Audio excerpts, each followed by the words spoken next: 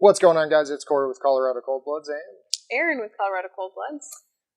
we have another clutch update for you. So this one is going to be clutch number 8. You're going to notice a weird gap in our clutches here. The last one that we gave you was clutch number 5, and this one being clutch number 8. Clutch number 6, unfortunately, they did not thrive. We lost all but 2 of the eggs through incubation, and then those 2, unfortunately, are going to be failures to thrive. So they are still around for the moment, but they have some unfortunate deformities that are not going to be survivable, basically. So anyway, with that, back to good news. So this one is clutch number 8. This is our girl Heidi. So Heidi is a Pastel lesser Enchi, and in general, she's definitely one of my favorites. She's one of the very first snakes that I really kind of picked, knowing that we were planning on breeding. It's got a kind of funny story behind it, because really, it was the standard jumping in. Oh, I want to make white snakes, so lesser to lesser was the plan, and so I wanted to make some bells. So the funny part of the story is that not once have I ever made bells with this snake. And the other funny part is it took us years to actually make our first bell. It's quite true. It took us quite a few years before we even attempted to make bells. But in general, the whole purpose that I originally got her for, other than the fact I love Enchi, was the lesser and to make bells, and we didn't do it. So anyway, with that, we'll jump over to the male. This is our boy Platy. I will explain his name in a very quick second. But he's literally just a Cypress. He has, he's a daddy over many times. He's actually the dad that produces our line of Cypress. Our line of Cypress, I might be a little biased, but I think our line of Cypress is bomb diggity. It's awesome. So he's kind of the OG of our Cypress line. So he's really cool. And his name is Platy because he had an impacted tooth. And when we found it and found out, he literally had a face that looked like he swallowed a baseball. If a snake could swallow a baseball, that's what it looked like. And for the longest time, we just could not come up with a name. We threw around baseball, but realized that sounds kind of stupid. So we came up with Platy, just because platypuses have really weird faces, and unfortunate for him, his face did look weird. Especially right after we treated him, the swelling came down, everything like that, after he had his medication and stuff, which for the record with snakes is really fun, having to give injections. But aside from that, the swelling came down, everything like that, and his face just kind of healed a little funny. It's normal now. He's hiding his face, but he's a very shy snake. Very shy. And he's perfectly fine. He's all better. He's great now, so we're good. Been fantastic for years. He's mostly shy because he really did not like putting up with us when we had to do that, truthfully. I don't think we're his favorite people at all. So, anyway, like I said, back to the good news and everything like that, and let's go ahead and do our unofficial sponsors for the video. So for this one, you may have heard me mention it on the prior video, but these are M&H ball pythons. We've picked up a snake from them. We've done a little bit of that through some of the charity auctions, basically. In fact, actually, the snake we got, while not directly from a charity auction, we got a gift certificate from them for a snake, and that's how we purchased that snake, through that auction. So anyway, with that. And I am representing, as I call it, with Reptichip. We, as you probably know, are the distributor for Colorado, New Mexico, and Wyoming. So why not represent? Because Reptichip is awesome. We highly recommend it, obviously. We would not sell it if we did not believe in it. Use it for all but 2 of our animals. So yes, and that's only because they're not supposed to be on Reptichip. So anyway, with that, let's go ahead and jump in and check out some babies.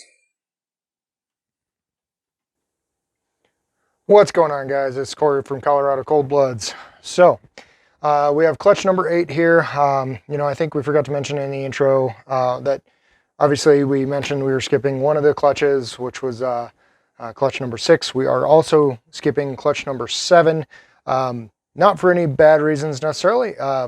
Basically, clutch number 7 is our maternal incubation clutch. So for anybody who's going to ask that question, what about the other one? That's where that one is.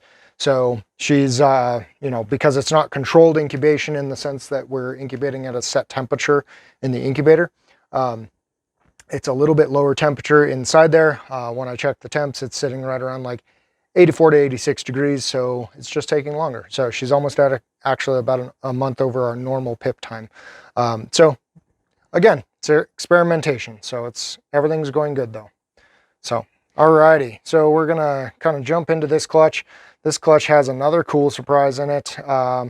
But anyway, with this, this one was Platy, our Cypress, to Heidi, our Pastel, lesser Enchi. So we have options at Pastel, lesser, Enchi, Cypress, and normals. Surprise! So we have a normal here. Cool normal regardless, so it's kind of cool. You got all this extra blushing in here. That's not standard. I almost would have guessed this was Pastel if I didn't have another example in here. So anyway, what's interesting is it's not the straight up black head. So there could be something else going on in this pairing. I am not quite sure. It's not yellow belly, even though that's kind of what I would expect something from that, but you can tell by the belly it's not yellow belly. So anyway, there's our first one, which is our normal. Maybe a very low expression Pastel. Alrighty, there's no hets involved here, so alrighty. The next one we have is our Enchi. So there's a nice, beautiful example of Enchi. You can see those bright yellow sides coming up. That's what we expect out of a nice higher expression Enchi. Oops, sorry buddy. And also, look at those nice wide eye stripes. Again, that's what you're looking for on Enchi. Those are some of the IDs that will really help you. Beautiful, crazy blushing on that tail. Or I don't know about blushing. It almost comes out like a ringer. So pretty cool, bright orange. So again, there's no known hets in this pairing. So alrighty, so this one, come here. There you go. Alrighty. So this one here is, so now you see why I was saying this is what I expect out of the Pastel. That bright blushing. You don't have those wide eye stripes, so this is not an Enchi. This is just a Pastel for us. Very neat. Clean Pastel versus this one. And you can see why I say this one is probably not Pastel, or it's a very low expression Pastel with those yellow sides. So anyway, just give you an idea of the differences. Beautiful baby. Nice Pastel. Alrighty, so this one is very much not wanting to share. Alrighty, so what we have here is a lesser Pastel. You see that blushing from the head. There's your Pastel working its way in, and the lesser.